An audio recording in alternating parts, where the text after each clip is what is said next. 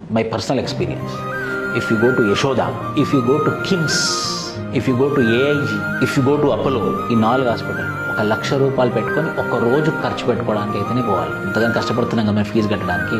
ఒక్కసారి హెల్త్ కనుక ఇబ్బంది వచ్చింది అంటే రోజుకు 1,00,000. వాళ్ళ టార్గెట్ ఎంత? ఒకసారి మా ఫాదర్కి సీరియస్ అయింది 1 month బ్యాక్.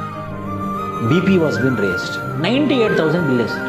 మీకైనా నాకైనా మనం డిస్కౌంట్ అడుగుతాం. ₹1,000 డిస్కౌంట్ చేసినా కూడా కొంచెం సాటిస్ఫాక్షన్ అవుతుంది. 98,000 ఒకటే రోజు కదా సార్, నేను డిస్కౌంట్ ఇవ్వాలి సార్ నేను కూడా అడిగాను. వాళ్ళు ఒక ఛాలెంజ్ చేశారు. ఏం చేశారంటే మేము ఇక్కడ పనిచేసే వాళ్ళం 98,000 బిల్ అయింది. నైట్ 8:30 అయింది. అప్పుడు ఆ రోజు నైట్ 8 పొద్దున్న ఎర్లీ మార్నింగ్ 2 o'clock తీసుకొచ్చాను అనమాట. ఎర్లీ మార్నింగ్ 2 o'clock తీసుకొస్తే నైట్ 8:30 అయింది. 9:30 లోపు మీరు ఎవరితో ఫోన్ చేపిస్తారో చేపించుకోండి. ఎవరికి? నాకు కాదు, హెడ్ ఆఫ్ ద హాస్పిటల్ ఆయనే నాకు ఫోన్ చేసి డిస్కౌంట్ ఇవ్వండి ఇస్తాను.